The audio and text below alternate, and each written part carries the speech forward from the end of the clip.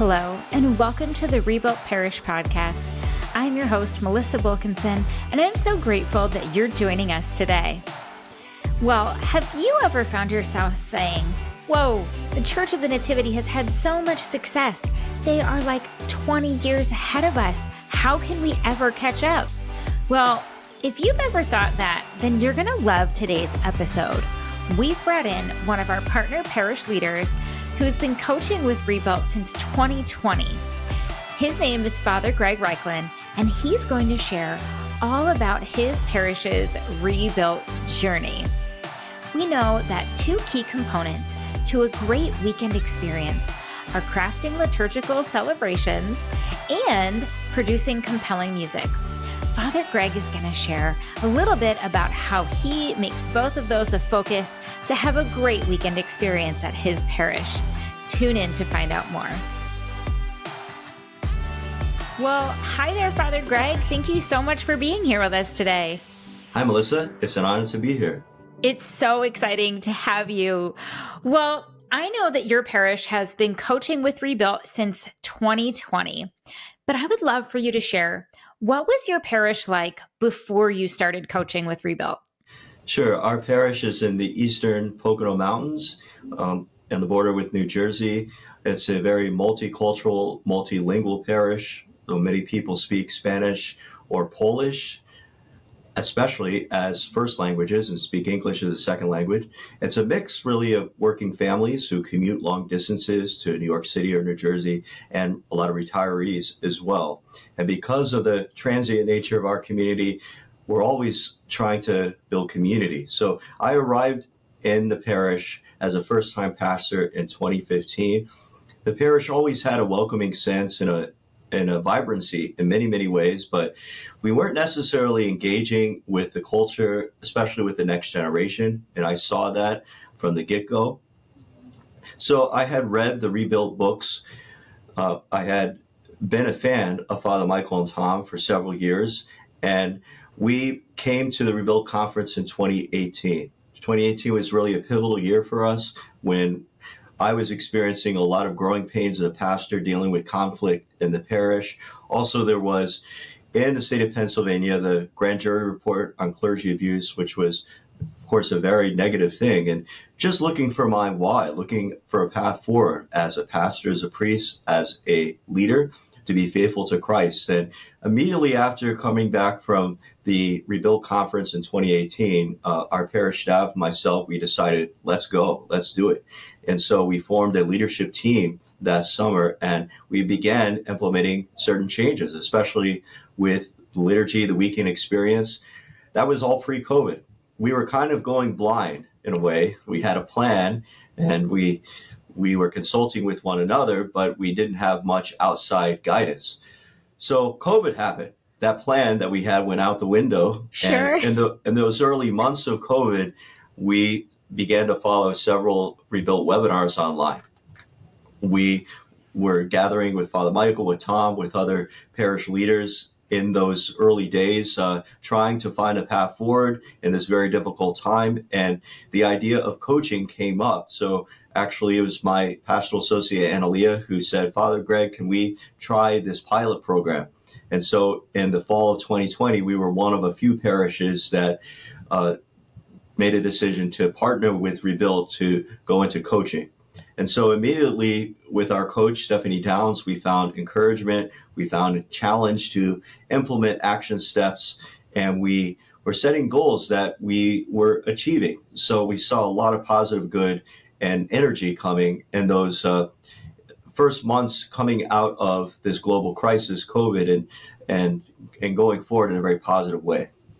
Wow. So when you talk about those webinars that were during the pandemic, I have to tell you, I remember being a part of those. I was a volunteer at my parish, and I remember meeting Analia in these and just being so impressed with her. So I have to tell you, she was someone that I looked up to as a mentor in those early days. Like, wow, this woman knows what's going on. So I had to just let you know that we're big Analia fans at Rebuilt. Well, I'm a big Analia fan too. It is such a blessing to have someone you work with closely in ministry who shares completely 100% commitment to a certain vision and mission going forward. And so it's been a joy to work with her. And without her and other staff leaders, we would not be where we're at today. So it's not just me, certainly. For sure. Before we hit record, we just started chatting about leadership, and we're going to dig right into liturgical celebrations here in a minute. But it does just make such a difference when you're surrounded by the right team. It just makes everything that much better. Absolutely. I think for the church going forward in the future, it all begins and ends with leadership. Finding the right people on your team that you can have a high trust level with, that you work well together, that help you with not just ideation, coming on with ideas, but activating those ideas and then implementing them. It's a process that requires a lot of building up teamwork. Right. Well, I've got a question for you about how you craft your liturgical celebration. So, as pastor, you're the central focus here as far as the central person who is planning these liturgical celebrations. So, can you share your approach to planning and then executing meaningful liturgies? Sure. Well, from the get-go as a priest, I always felt a sense of prayerful preparation to be important. And I would say that in more recent years, as my spirituality has grown, the importance of being the good shepherd who is looking for the lost sheep and building up the flock, encouraging the flock, but especially with that heart for the lost sheep, as our Heavenly Father tells us through Christ. And so I've just adapted more and more that mentality, that mission approach, and that vision, that even if we only reach one person any given Sunday who walks in our door, we're being faithful. We're being faithful to Christ and his desire for his church. So I find, especially with my own giftedness, that my most important role is to repeatedly cast a vision. The weekend Mass is the primary place we're focusing on to evangelize. Sure, there are other ways to evangelize and to welcome the unchurched, but this is our strategy, and it's working here. So that's why we're creating a welcoming experience of the weekend liturgy. I say to our hospitality ministers, we should be better than the Ritz-Carlton because we're welcoming the Lord here. Yes. So in our planning of the message, the homilies, and our selection of music, the preparation of ministers for the weekend Mass, we intentionally want to cast a wide net. I say, if I have to do an elevator speech to tell a person what is our parish trying to do on the weekend in our liturgy, we're trying to cast a wide net to reach the lost sheep. That's the most important part of our approach. So, and as we have implemented step-by-step different changes, we've cultivated a culture change. That is still ongoing, to be honest, but the culture change is that our parish is becoming an evangelizing, welcoming parish, and it's a delight to see. Oh, that's so, so good. Well, you touched on some of these already, but I would love for you to share with our listeners, which elements do you consider essential for creating worship that's spiritually enriching during Mass? Well, I always have considered it important to prepare through prayer. If I'm not bringing preparation for celebration of the Mass, of my homily preparation, what we call the message, if I'm not bringing that to my own personal daily prayer, then it's not likely to bear fruit. So how do we prepare? Well, we have various processes and systems in place. So the most important things are a message team. The message team includes myself. It includes Analia, our pastoral associate, who oversees our weekend ministry. She's here at every Mass over the weekend. That's her primary responsibility. Our faith formation director, Maribel, is on that team, and Noel, our music director. So at our meetings, we're planning the preaching, the music, the catechesis for children and youth, and it's all in sync. It's all planned months in advance. The motto really is, this comes from Father Michael and Tom, the motto is one church, one message. And so there's a great power to sharing a common vision, and it all originates in prayerful planning. So Analia then goes back to all the liturgical ministers. Maribel goes to all of our catechists, our facilitators in faith formation and children's programming and youth programming, and then Noel to our music ministers, all with a solid plan. This has worked really well for us. So recently we have brought on 2 new members to our message team, John and Eileen, and the hope is that they're going to be more involved in adult small group planning and content creation for the adults. Really, prayerful preparation, having good systems in place, good, well-organized meetings that have certain purpose and goals, and then putting that into practice. It's really been beautiful to see this unfold. And it took us several years to get to this point too.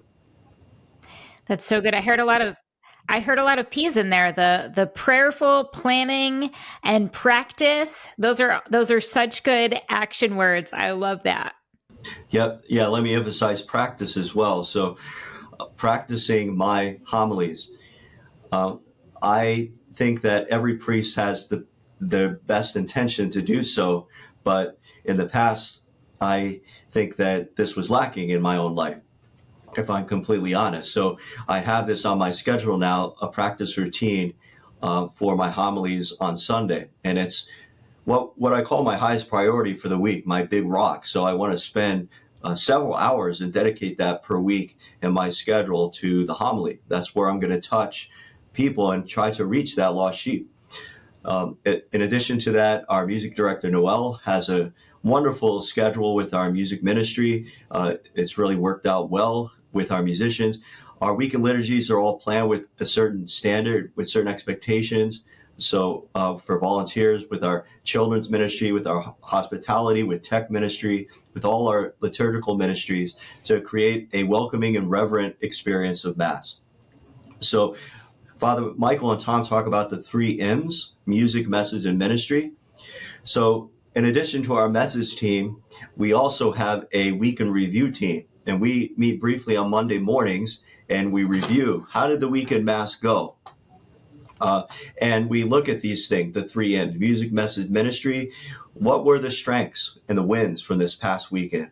What were certain weaknesses? What were observations and opportunities that we can use to grow? So, for example, we just had a big meeting on Monday to review all of Holy Week and Easter, and we talked about a lot of stuff. But it's very substantial for us to strive to grow, but also celebrate our wins and what has worked this past year. Oh, that's so key. That is so key, because it's hard, after Holy Week and Easter, everyone's exhausted because it's so much work. But then till it comes around next year, if you don't capture those wins and challenges right away, you don't always remember them when it's time to plan for the next Holy Week and Easter. Yeah, absolutely. Yeah, I think that in many churches, we just don't take the time to do this, and certainly that was my experience in the past. We may know things and complain about things, but then nothing happens to positively change things. So I've just found this prayerful, routine of meetings and gathering together has been all the difference for us. That's amazing. Well, I'd love to talk a little bit about music now. We know that music is such an important part of the liturgy. So can you tell us a little bit how you and your team plan for music and its role in the liturgy? Well, sure. My vocation as a priest came through music largely. I was a music major in college. I've always felt that music speaks to my soul, and like St. Augustine said, music is praying twice. And it's just always been something that I valued, and adapting that as a pastor. So at the beginning of our rebuilt journey here, around 2018, we made a decision in prayerful discernment that we wanted to adapt some Christian contemporary music. And this would be the most attractive thing to the unchurched in our community, to the lost sheep. That might be different for other communities. And I would also say it wasn't necessarily my preference to adapt contemporary Christian music. We also made a compromise because I knew that this would be a difficult change. So our Sunday morning 8:30 a.m. Mass has a more traditional vibe. We use the hymn book still at that Mass to this very day. Our musicians are mostly volunteers. And I would say this was the first thing we wanted to change, music, because we knew it would be the hardest thing. And that has proven to be the case, but that effort that we have put in consistently over the years has borne tremendous fruit. So our musicians are mostly volunteers. I tell them, you are the wind on the sails of the bark of the church. You are the wind of the sails of the bark of the church, because music has a special power to bring people in the door. And I can't tell them enough how grateful I am for them, because they have a greater commitment than most other volunteers. Not that we want to compare, but they're committing the preparation and practice and really pouring out their heart week after week. And I say up front to all ministers, especially musicians, is a calling. We hold them to a high standard, a commitment to those rehearsals, but the impact is enormous. So I'm very grateful for where we've gone. It's been an effort.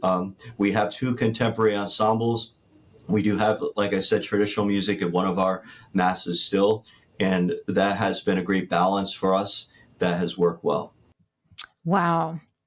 Well, Father Greg, you mentioned about having a message team, and when it comes to the homily, ensuring that you prioritize that prep time for you so that you can deliver an excellent homily. Well, I'd love to go back to that and just to ask you a question. How do you make sure that what you're sharing in your homily is something that's speaking to the hearts of your parishioners? Yeah, this was a conversion for me, to be honest. So, well, I tend to be an intellectual person, someone who's quite heady. In the first 10 years of my priesthood, I followed what I was taught in seminary. Preach an evangelizing message, make an attempt to do so, but do so in a way that's short and theological. So I would try to touch on all 3 lectionary readings every week. I would try to make a simple point, but I would always be kind of theological, intellectual. And I probably wouldn't have put it this way in those early years, but my primary audience in my first 10 years of priesthood was the church person, the typical church person who comes every week. And they enjoyed my preaching. When we began in 2018, I challenged myself to grow in every way, with the preparation, the perceived audience, the delivery, everything. So parishioners questioned me. I began to follow the example of Rebuild to preach in multi-week series. I understood the mentality of that, or the reasons behind that, to attract people to come back week to week to week. And I was changing up my style and my intended audience, just like Father Michael and Tom do, to preach only one of the 3 lectionary readings given for the week and tie it over a common theme several weeks. So parishioners question me, what is Father Greg doing? What's happened? And I tried to respond that I am now aiming at the unchurched. And so that took a lot of repeatedly casting that vision, because not everybody liked that. They, especially certain people, they wanted the same old, same old. Why are you forcing me to change here, Father? So I found that eventually most of those people came along, by the way. They came to understand. So I've specifically, like I said, taken what Father Michael and Tom have shown as a great model, to take one of the 3 lectionary readings, repeat it over several weeks with a common theme, and specifically having a clear statement in mind of what I want people to know and what I want people to do. So leading the congregation with an action step, and overall seeking to apply the Word of God to people's lives in a concrete way. So I've seen this as the fruit of a lot of effort, but also just a prayerful calling that to see actually it's not just this strategy, but it's the word of God being applied to people's lives. It's not just some kind of, gimmick that we're talking about here. So putting a lot of work into improving my preparation, my delivery, to getting away from notes, to try to speak to people from my heart and not my head.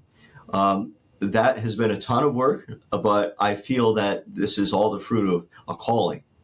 And the message team helps me because what I'm describing here, what do I want them to know? What do I want them to do?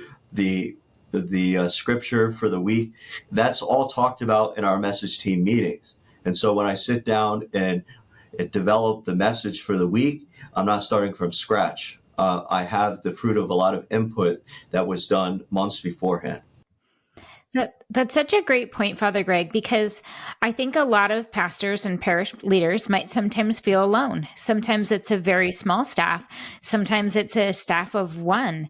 And I think that it's very inspiring for them to hear you sharing how you've built this team around you to help craft the message. So that's not completely on them, because I think about what you go through. You basically deliver a keynote speech every week. Then not to mention if you have a funeral that week or multiple funerals or a wedding, that's a lot of public speaking that you're expected to do. So it has to help when you've got that message team to get you started. Yeah, absolutely. Every priest has a tremendous burden of sometime being present in a public space 3 or more times per day. And yeah, so easily the weekend mass can be put to the wayside. I think every priest would say that.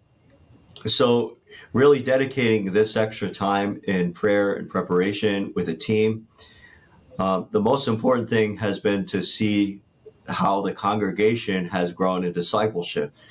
I've seen with my own eyes that there has been fruit born from this effort. So as a direct response to preaching. So, for example, a few years ago, the message team and Aaliyah and our staff, they encouraged me, Father, it's time to start small groups.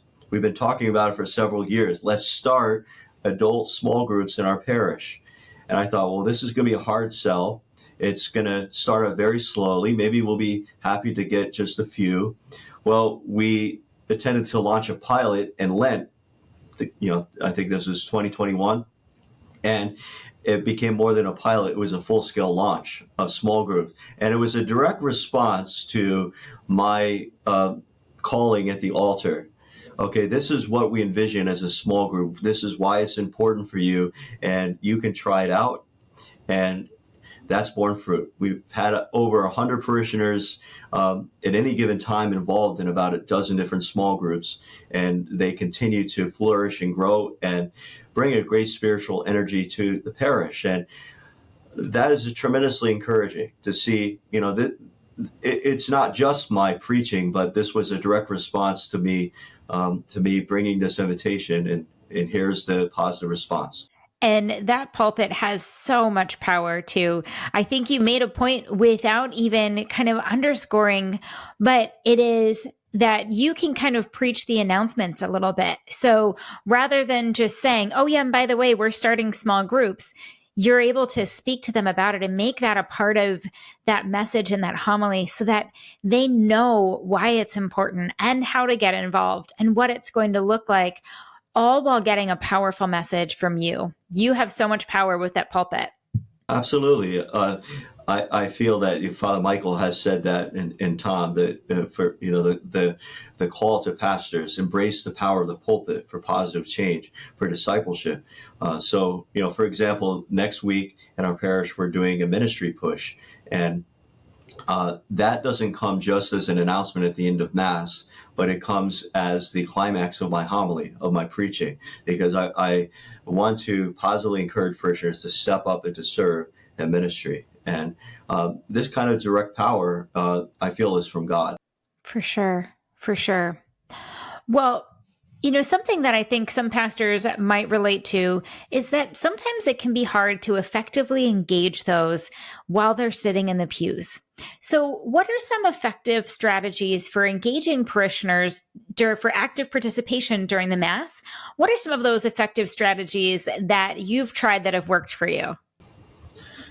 Yeah, well, one of the most, I guess, the simple things is to create a hospitality team that on any given Sunday on the weekend, those who maybe feel unwelcome for any reason feel welcome just from a engaging person at the door welcoming them in.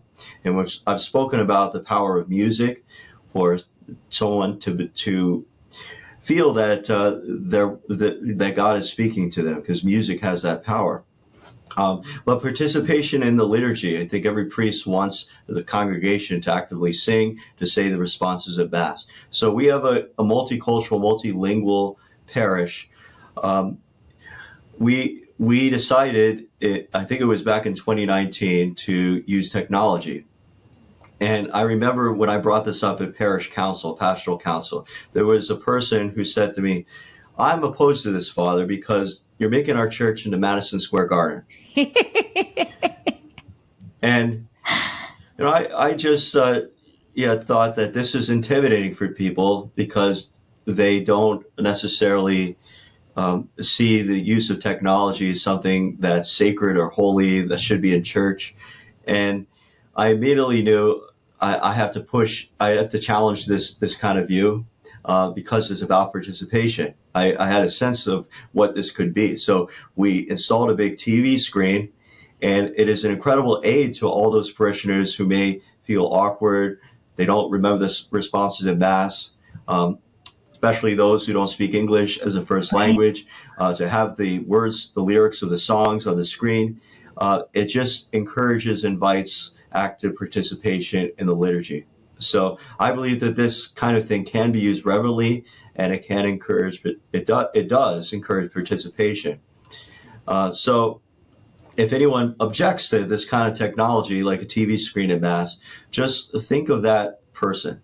Think of that person in the pew who doesn't feel welcome, who doesn't know when to sit or stand, all those things. It comes back to the vision of Christ, of welcoming the lost sheep. So the contemporary music does invite participation. These are songs that a lot of younger people know. They listen to Christian radio. Even a lot of older people. I shouldn't say just younger people. A lot of people, they know these songs. But for those who don't know these contemporary Christian songs, we repeat them for a season. So week by week, we repeat them, say for the season of Lent, right now for the season of Easter. And by the last week, people are belting out these songs. Oh, that's so good. Really cool to see. And, we're grateful, like the 11 a.m. Mass on Sunday, we have a overflowing congregation every week with families and children. It's just so delightful as a pastor to see a congregation joyfully singing, because that makes a huge difference for worship and for that sense of welcoming and inclusion. And I would also add the power of children's ministries. So one of the great ways we can engage families is children's ministry, to put the next generation as a priority in your engagement. So we have a area for 3 to 5 year olds we call Children's Church for the whole hour of Mass.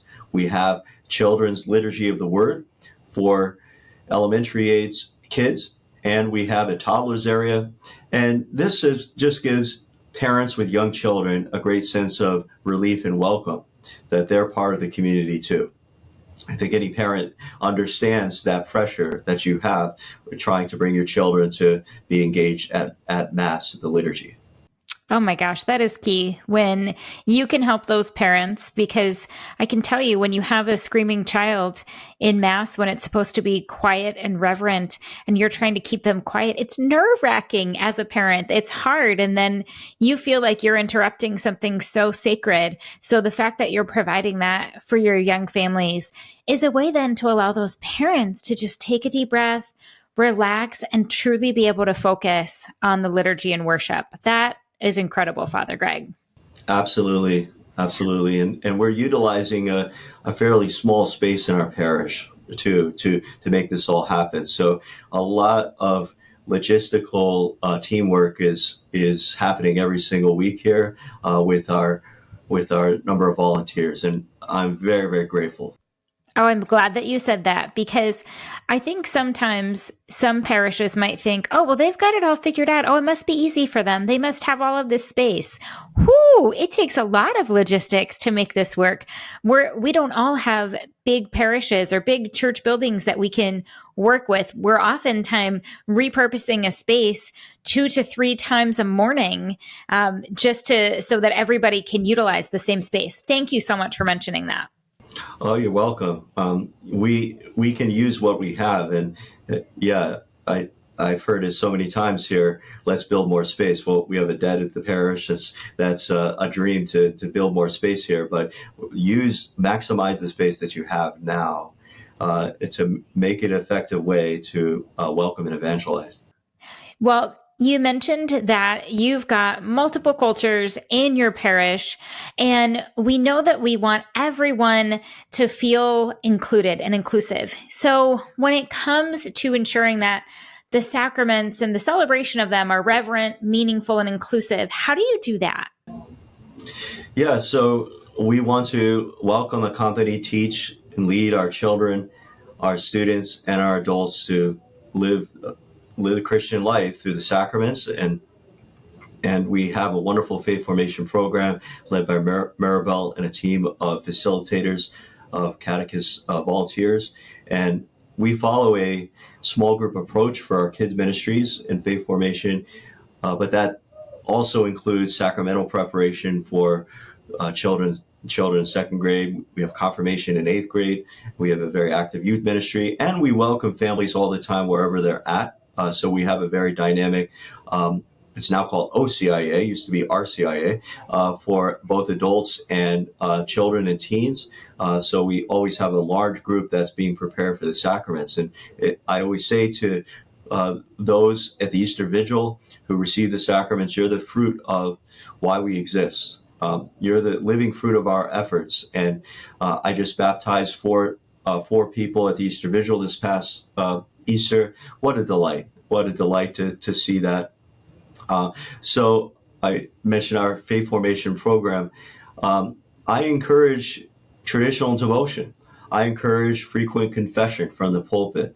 I've heard confessions the past 2 years in greater frequency, I think, than in my previous 14 years as a priest. I see that a welcoming, inclusive environment doesn't exclude calling people to the moral life, to the sacramental life, to go to confession. And also, I have a great passion for Eucharistic adoration. It was part of my vocation growing up as a young adult, coming to Jesus through the Blessed Sacrament. And so we actually built a chapel here out of an extra space several years ago. It was like 2017, and we have daily adoration in our chapel, and we connect people of all ages with that. And I will frequently mention that.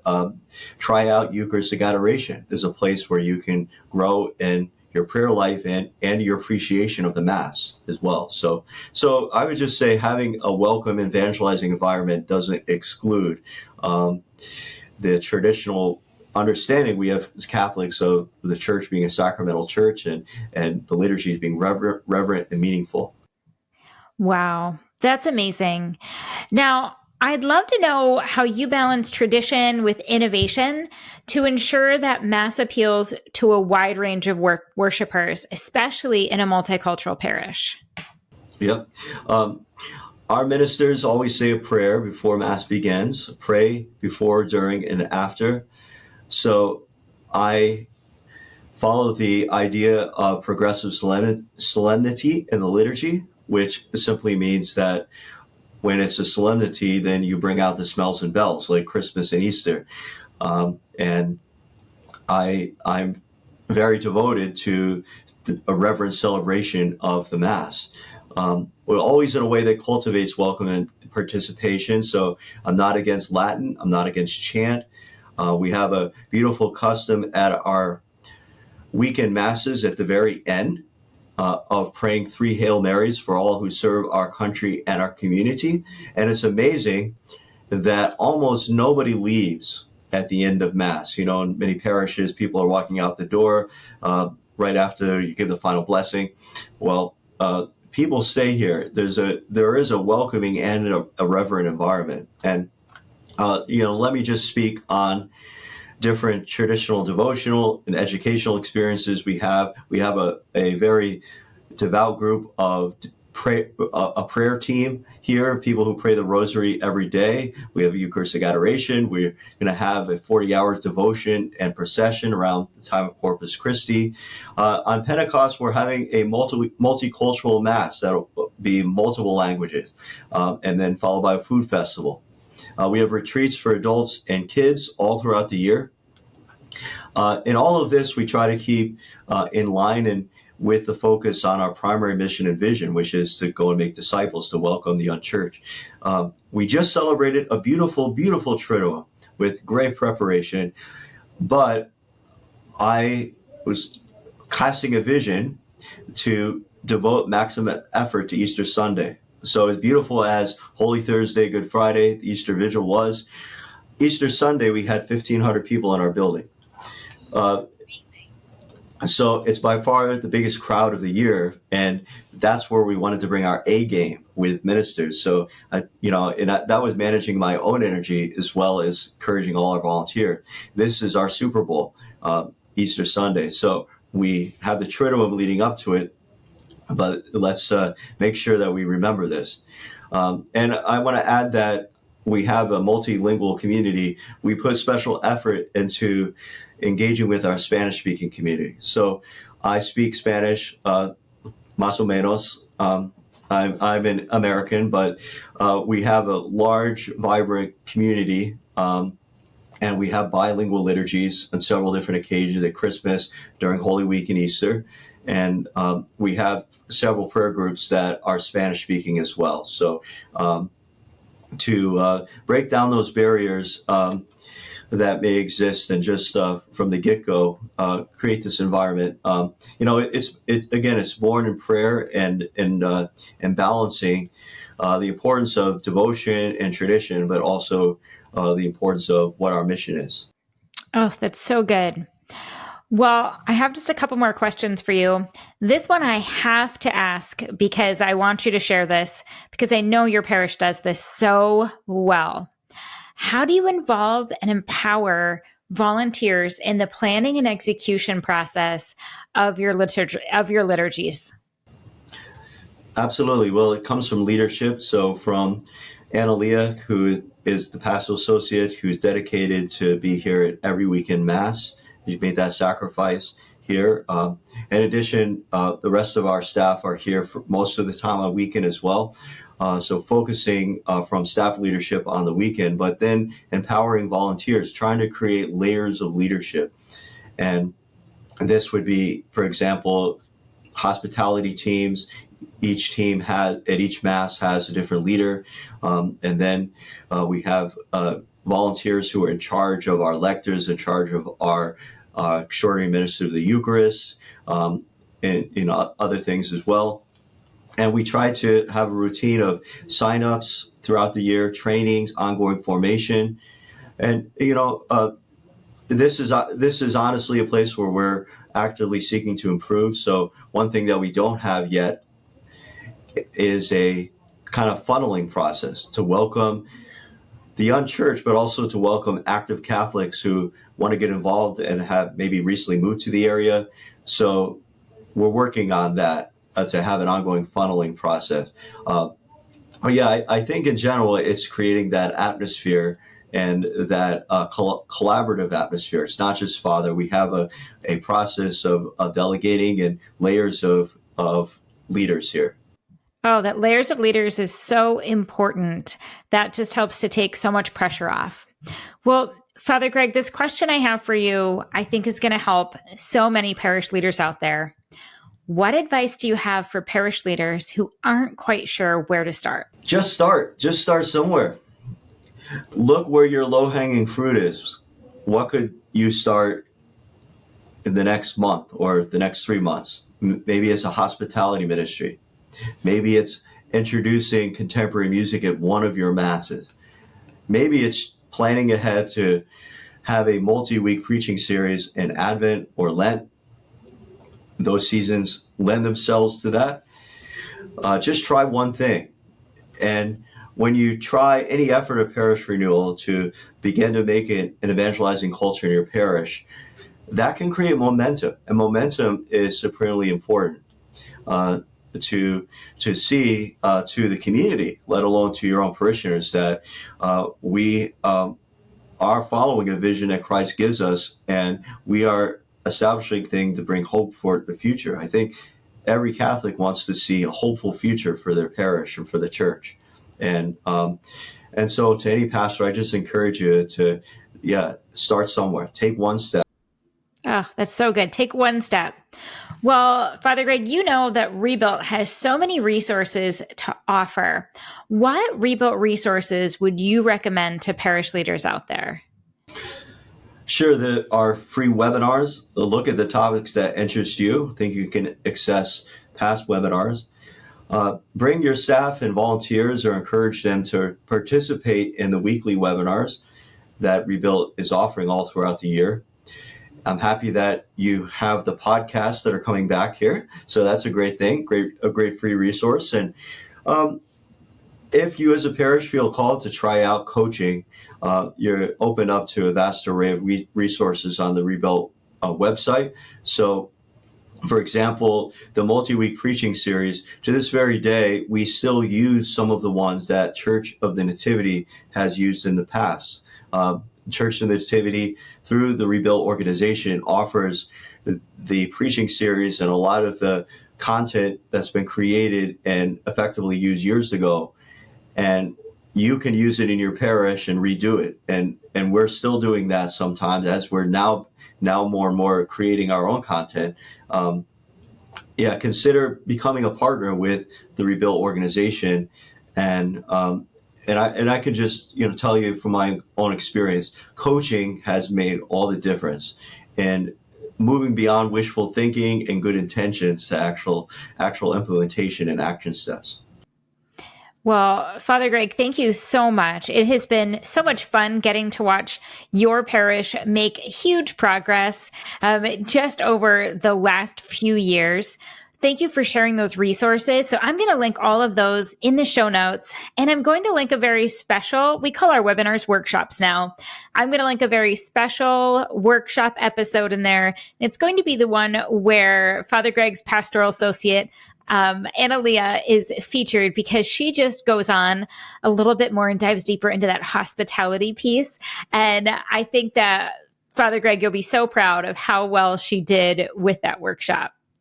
Oh, she did fantastic. We've shared it with everyone here. Oh, that's so good. Well, before we go, is there anything else you'd like to share about having a great liturgy? In whatever ministry you serve in a parish, bring your own heart of seeing ministry as a privilege. It is a privilege to serve in whatever aspect of worship that you serve in, music and liturgical ministry and preaching as a priest or as a deacon. Just asking the Holy Spirit to help you to understand and see this is a privilege to serve, because I can speak and be Christ for others in a warm gesture, and a word that's spoken, and a song that's sung, and a smile. It's not an obligation. It's not something I'm just simply entitled to serve in this one position, but it is a privilege where I can bring Christ to others. I can welcome others. So I would say, that begins in our heart. Affirm other people who are with you on that. And also as a minister in the church, be always desiring to build up others, to allow others to serve. I think in parishes, cultivating that kind of thing begins one person at a time. That kind of atmosphere begins one person at a time. So we all can do that in serving in the church. Absolutely. Oh my goodness. Well, Father Greg, thank you so much for joining us, for pouring into our listeners. We're so grateful for you, and we can't wait to watch you to continue to succeed. It's been an honor, Melissa. Thank you so much.